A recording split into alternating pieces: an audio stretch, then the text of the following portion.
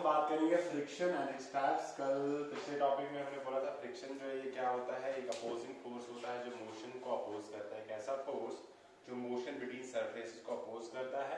General definition हमने बोली थी। तो आज हम इसके अलग अलग टाइप्स पढ़ेंगे, या हम ऐसे बोलते हैं कि जो फ्रिक्शन जो है ये करता है relative motion between to surfaces को अपोज। आज हम इसके अलग अलग टाइप्स पढ़ेंगे। पहला है हमारे पास स्टैटिक फ्रिक्शन। स्टैटिक फ्रिक्शन का मतलब क्या होता है? Static refers to rest condition. Alright, static friction एक ऐसा फ्रिक्शन होता है that opposing force, that force which opposes, क्या करता है ये? Opposes the impending motion between two objects. Impending motion between two surfaces in contact, between two surfaces in contact। जब दो surfaces contact में आते हैं उनके बीच में impending motion को अपोज करने वाला जो फोर्स है उसको हम क्या कहते हैं? Static friction. impending motion मैंने आपको शायद पहले भी बोला, अगर ये दो सरफेस है आपके पास, एक है ए ऑब्जेक्ट, इसके नीचे रखेंगे दूसरा ऑब्जेक्ट बी, इनके सरफेसेस। रिमेंबर फ्रिक्शन, कोई भी एयर फ्रिक्शन, कोई भी फ्रिक्शन लगने के लिए नेसेसरी कंडीशन ये है कि the surfaces must come in contact with each other, right? तो कल हमने कॉज भी देखा था फ्रिक्शन के। जब इसके कांटेक्ट में आए, आपने थोड़ा सा इसको फोर्स लगाया, इट्स नॉट मूविंग। आप और थोड़ा फोर्स बढ़ा रहे हो, इट्स नॉट मूविंग।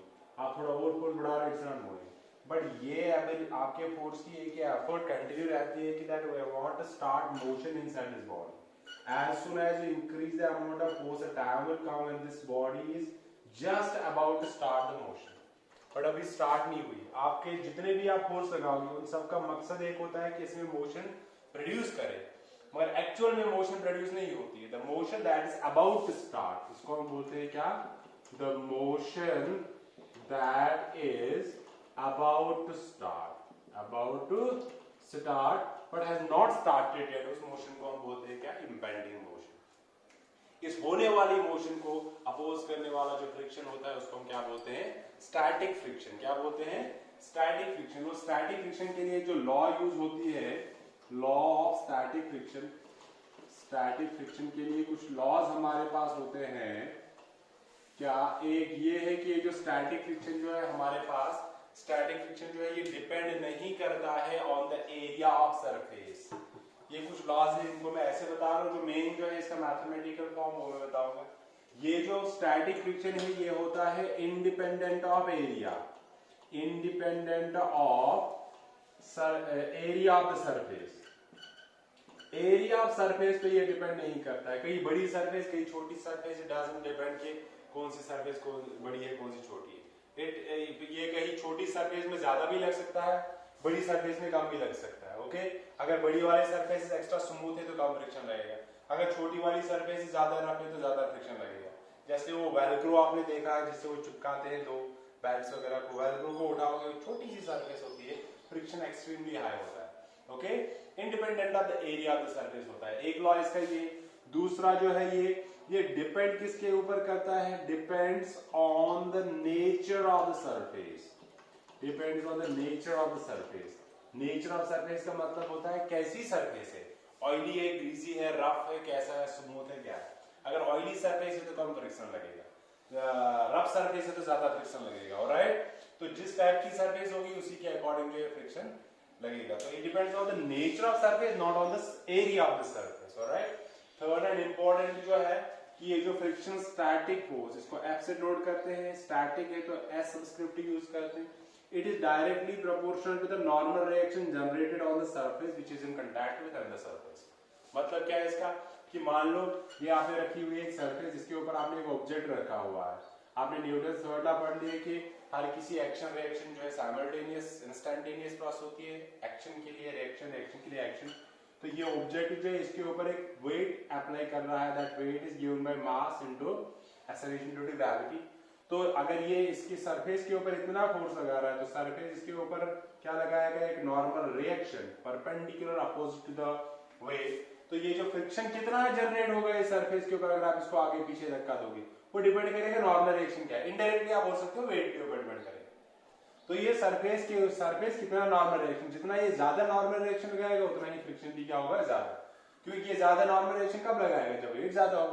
ओके, तो friction is directly proportional to the normal reaction. आप इसको इक्वालिटी में कन्वर्ट करने के लिए क्या कर सकते हो, इट इज ऑलवेज लेस और इक्वल टू किसके बराबर, mu s times normal reaction. This mu S, इसको हम क्या बोलते हैं, यहाँ पे लिखता हूं मैं, ये जो म्यू एस है हमारे पास, म्यू एस को हम बोलते हैं coefficient of static friction, coefficient of static friction. Okay, static friction का कोफिशिएंट होता है ये लेस इक्वल, लेस और इक्वल, हमेशा अगर इनका प्रोडक्ट निकालोगे this value is always greater और equal to the static friction. Alright, इसलिए हम प्रिसाइज जो फॉर्मूला है इसके लिए वो ये है कि हम यूज करते हैं कौन सा एक्सप्रेशन, लेस और इक्वल।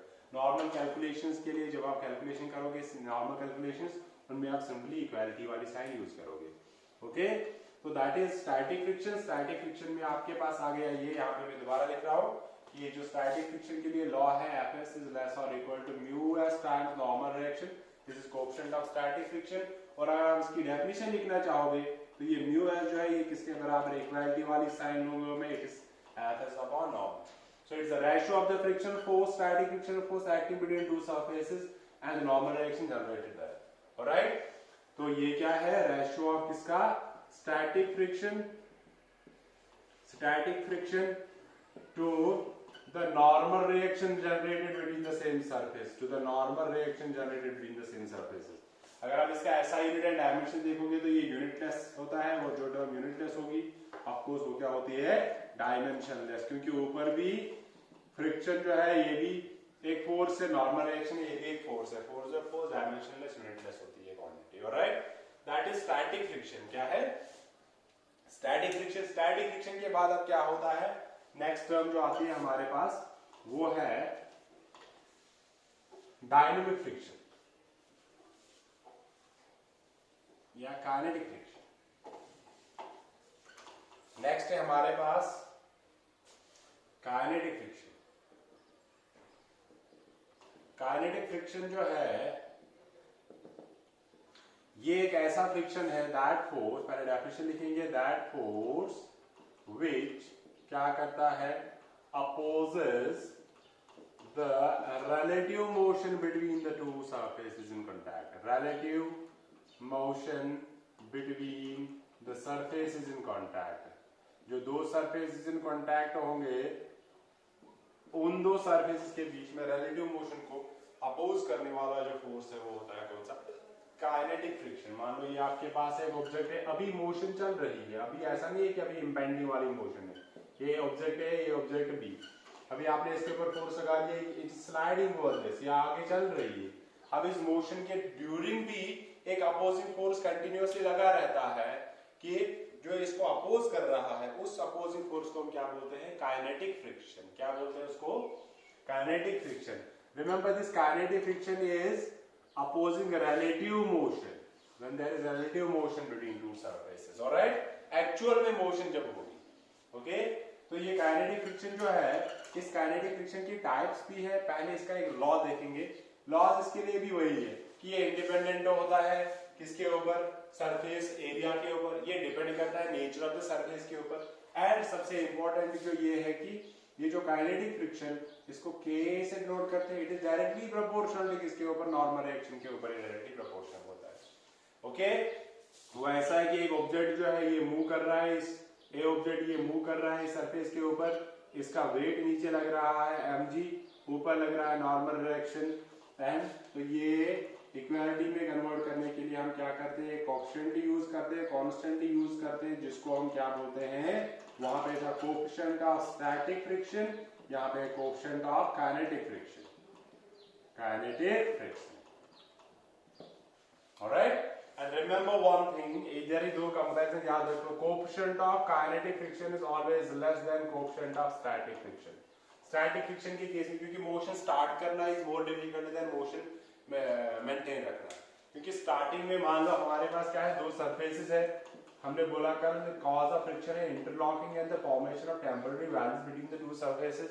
तो जैसे ही आप इनके ऊपर फोर्स अप्लाई कर रहे हो तो क्या होगा, इन वेल्ड्स को ब्रेक करना in the beginning is very difficult. मान लो आपको लगा 100 न्यूटन का फोर्स इन सारे वेल्ड्स को ब्रेक करने के लिए, अब जैसे ही ये मोशन स्टार्ट हो गई उसके बाद क्या होगा, अब ड्यूरिंग मोशन ये वेल्ड फॉर्मेशन को टाइम ज्यादा लगता है नहीं। मान लो पहले 1000 वेल्ड्स बने थे, 1000 वेल्ड्स को ब्रेक करने के लिए 100 न्यूटन फोर्स लगा, पर जब ये मोशन में आ गया अब ये 1000 वेल्ड्स को बनने के लिए टाइम नहीं मिल रहा, because there is a continuously relative motion between the surfaces. उससे क्या होगा, 1000 नहीं 800 वेल्ड्स बनेंगे, 500 वेल्ड्स बनेंगे। अब उन 500 वेल्ड्स को कंटिन्यूअसली ब्रेक करने के लिए require little amount of force. So that is why we say that kinetic friction जो है वो हमेशा क्या होता है, ऐसा भी बोल सकते हो kinetic friction is always less than किससे, static friction से। alright, तो बाकी लॉज इसके लिए भी सेम है। एक इंपॉर्टेंट ये है कि इसमें kinetic coefficient of kinetic friction use होता है।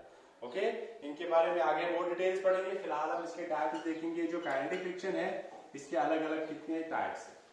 अब ये काइनेटिक फ्रिक्शन मतलब मोशन है, तो मोशन जो है ये दो टाइप से हो सकती है। या हो सकती है क्या, स्लाइडिंग मोशन हो सकती है, तो हम बोलते हैं स्लाइडिंग फ्रिक्शन आएगा। या हो सकता है रोल है बॉडी के ऊपर, तो हम बोलते हैं इसको क्या, rolling friction. Okay, rolling friction हो सकता है या स्लाइडिंग फ्रिक्शन हो सकता है। रोलिंग फ्रिक्शन और स्लाइडिंग, स्लाइडिंग में क्या होता है कि ये इसमें that friction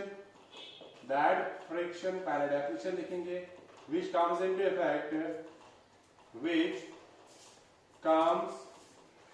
effect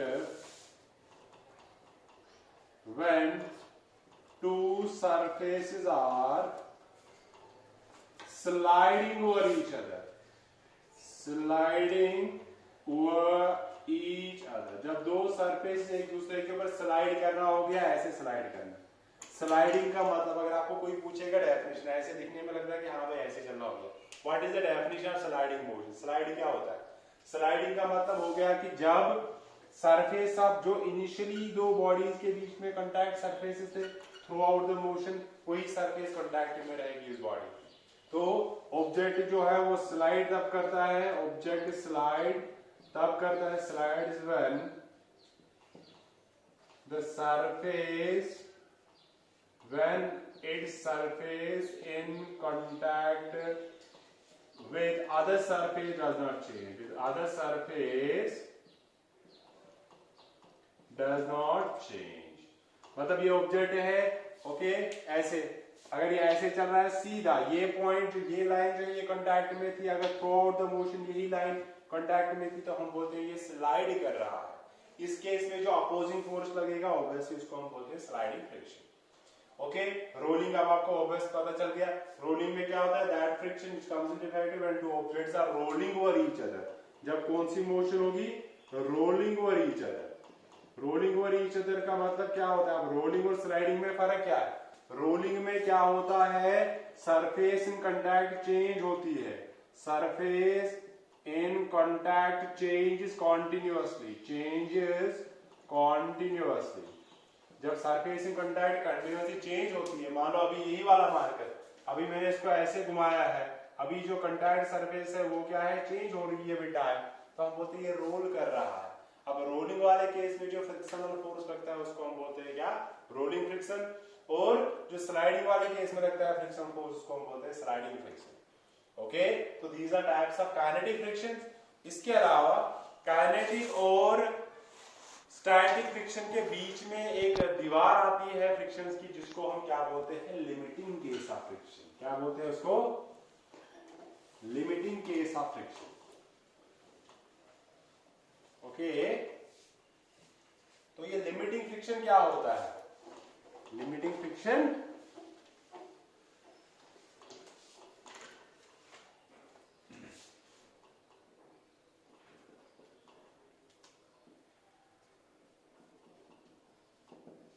limiting friction क्या होता है, लिमिटिंग फ्रिक्शन होता है maximum possible, maximum value of static friction, maximum value of static friction. मतलब जैसे मैंने अभी आपको बोला, ये एक ऑब्जेक्ट है, इसका वजन कुछ है, लेट्स से mg कुछ भी है, इसको मैंने 10 न्यूटन फोर्स लगा लिया, ये नहीं हिल रहा, 20 न्यूटन लगाया अभी भी मोशन में नहीं आ रहा है, 30, 40, 60, 70, 80, 95 लगाया अभी भी नहीं, 99 लगाया अभी भी नहीं हिल रहा। जैसे ही मैं 100 न्यूटन अप्लाई करने वाला हूं, ये ऑब्जेक्ट में मुझे लग रहा है कि मोशन होने वाली, the time at which the object is just about to start the motion, just about to start the motion, जब ये मोशन स्टार्ट करने ही वाला है उस टाइम पे जो फ्रिक्शन लगता है उसको हम बोलते हैं क्या, limiting value of friction, limiting value of friction. And remember one thing, this limiting value of friction जो है it is greater than the static, it is greater than the kinetic. सबसे हाईएस्ट पॉसिबल वैल्यू जो है friction का वो कितना है, limiting value of friction के बराबर, दैट इज एल के बराबर। ये तब होता है जब ऑब्जेक्ट की मोशन तो स्टार्ट नहीं हुई है बट इट इज जस्ट, मगर मतलब कि अगर 100 न्यूटन पे इसकी मोशन जो है 100 न्यूटन पे ये इक्विलिब्रियम में, it is at rest, it is at motion, you increase 0.0000001 value, it will start motion. So slightest increment in the force will cause motion in it, slightest decrement in the force will cause the object to stay at rest. तो उस time पे जो ये maximum possible value of friction लग रहा है उसको हम क्या बोलते हैं, लिमिटिंग फ्रिक्शन। क्या बोलते हैं, लिमिटिंग फ्रिक्शन। ऑलराइट, अच्छा इसके बाद इस स्टैटिक फ्रिक्शन के बारे में कुछ इंपॉर्टेंट चीजें हैं। ये है कि स्टैटिक फ्रिक्शन की एक प्रॉपर्टी है जो सबसे अलग है, वो ये है कि ये सेल्फ एडजस्टिंग इन नेचर होता है। Very very very very important. ये जो स्टैटिक फ्रिक्शन है, static friction is self adjusting in nature, self adjusting in nature. ये सेल्फ एडजस्टिंग होता है। मतलब क्या है इसका, मान लो आपके पास एक ऑब्जेक्ट है, ओके, न्यूटन थर्ड लॉ कि अगर एक बॉडी के, पहले सेकंड, अगर एक बॉडी के ऊपर फोर्स लग रहा है तो वो उसके ऊपर एक्सेलरेशन प्रोड्यूस करेगा। अगर आप फोर्स लगा रहे हो, एक्सेलरेशन नहीं हो रही है, तो मतलब अपोजिट एक ऐसा ही फोर्स लग रहा है ताकि नेट फोर्स जो है वो क्या बनेगा, जीरो बनेगा। Okay, now let's start from this. एक ट्रंक रखा है मैंने, एक बड़ा सा बक्सा रखा है मैंने नीचे, इसके ऊपर मैं 1 न्यूटन फोर्स लगा रहा हूं, ये नहीं हिल रही है। अगर ये नहीं हिल रही है तो मतलब मेरे फोर्स के अपोजिट एक फोर्स लग रहा है। ऑफ कोर्स आपको पता है वो कौन सा है, फ्रिक्शन। कितना है, अगर मैं 1 न्यूटन लगा रहा हूं वो भी 1 ही न्यूटन होना चाहिए, तभी जाके ये ऑब्जेक्ट की नेट मोशन जीरो होगी। तो मेरा फोर्स अभी है 1 न्यूटन, फ्रिक्शन भी आ गया 1 न्यूटन। ओके, अप्लाइड फोर्स यहां पे लिखेंगे हम, ये है अप्लाइड फोर्स और ये है हमारे पास फ्रिक्शन। मैंने 1 न्यूटन फोर्स लगाया, वापस आ गया 1 न्यूटन। अभी मैं 1 के बदले में लगा रहा हूं 10 न्यूटन, ये बारी है, ये अभी भी नहीं हिल रहा है। अगर ये नहीं हिल रहा है तो अपोजिट कम से कम कितना लगना चाहिए, 10 न्यूटन, ताकि ये बैलेंस होके नेट जीरो आ जाए, मोशन नहीं होगी। क्योंकि अगर उससे कम लगा तो ये मोशन में आएगी, अगर उससे ज्यादा लगा तो ये अपने आप पीछे आ जाएगी। ओके, तो मैंने अभी 10 न्यूटन लगाया, वापस मतलब फ्रिक्शन भी लगा 10 न्यूटन। मैं 100 न्यूटन लगा रहा हूं, ये अभी भी नहीं हिल रहा है, तो वापस कितना आ रहा है, 100 न्यूटन। ये वापस लगा कौन रहा है फोर्स, स्टैटिक फ्रिक्शन। तो हम क्या कह रहे हैं, accordingly till the motion start, static friction जो है ये अपने आप को एडजस्ट कर रहा है as per the applied force. मान लो इसका लिमिटिंग वैल्यू ये है कि 110 न्यूटन, इसका लिमिटिंग वैल्यू, इसके बाद ये मोशन करेगा। तो 110 तक जितना भी आप फोर्स लगाओगे उतना ही फ्रिक्शन वापस आ जाएगा। तो एज इफ ऐसा लगता है कि जितना मैं फोर्स लगा रहा हूं उसी के अकॉर्डिंग ये भी इसके पास जादू जैसा है, ये भी अपना फोर्स जो है चेंज कर रहा है। तो जब मैं अप्लाई कर रहा हूं 1 तो 1 लग रहा है, 10 तो 10, 100 तो 100, 99 तो 99। तो ये भी अपना फोर्स, स्टैटिक फ्रिक्शन अपना फोर्स जो है वैल्यू जो है वो भी एडजस्ट करता है as per the applied force till it reaches the maximum possible value. So that's why we say that static friction जो है ये क्या होता है, self adjusting in nature. Okay, तो ये वेरी इंपॉर्टेंट चीज है, ये एग्जामिनेशन में पूछी जाती है। इस पे बेस्ड न्यूमेरिकल्स कैसे आते हैं हम आगे देखेंगे कि ये जो स्टैटिक फ्रिक्शन होता है ये सेल्फ एडजस्टिंग इन नेचर होता है। ओके,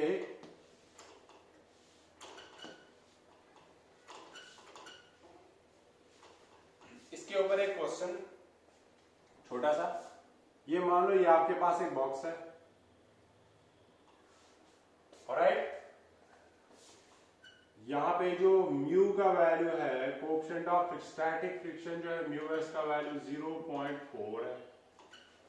ओके, जी का वैल्यू आप लोगे किसके बराबर, 10 मीटर पर सेकंड के बराबर, और इसका जो मास है वो कितना है, 100 kg। कितना है, 100 kg है, तो इसका लगेगा वेट डाउनवर्ड्स कितना लगेगा, m into g that is equal to 100 into 10 that is equal to 1000 newton लगेगा।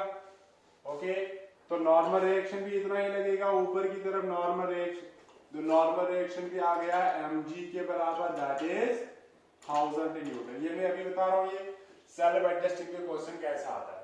तो अब क्वेश्चन ये है कि अगर मैं इस ऑब्जेक्ट के ऊपर लगा रहा हूं कितना, अगर मैं इसके ऊपर लगा रहा हूं फोर्स, हाउ मच, 100 न्यूटन का फोर्स लगा रहा हूं मैं इसके ऊपर, तो आप बताओ फ्रिक्शन कितना लगेगा इसके ऊपर। ओके, तो आप क्या करोगे, सिंपल क्वेश्चन याद रखना, मास वगैरह सब कुछ दिया है, मैंने 100 न्यूटन का फोर्स लगाया, आप बताओ फ्रिक्शन जो है वो अपोज लगेगा, वो फ्रिक्शन का वैल्यू कितना होगा। आप करोगे इक्वेशन यूज, ये फ्रिक्शन होता है equality mu S into normal, mu S is 0.4, normal is 1000, so it will be 400 Newton. आप बोलोगे friction is 400 Newton, but technically it's wrong. क्यों, क्योंकि अपोजिट अगर लग रहा है 400 न्यूटन, मैं अप्लाई 100 ही कर रहा हूं, तो जादू है ये वापस अपने आप ही चला आएगा। तो उस टाइम पे आपने क्या करना है, सेल्फ एडजस्टिंग नेचर इसका याद रखना है, क्या कि if the applied force, remember it is very important note, even की नीट छोड़ो जेडब्ल्यू एडवांस में बहुत बार क्वेश्चंस आए हैं, if applied force is less than friction, if applied force is less than friction, then थोड़ा कंफ्यूजिंग लगेगा आपको, friction is equal to applied force, is equal to applied force। मतलब क्या है कि ये अगर अप्लाइड फोर्स है 100 न्यूटन, फ्रिक्शन जो कैलकुलेट करोगे is less then A calculated value, यहां पे लिखेंगे कंफ्यूजन हटाने के लिए, less than calculated value of friction,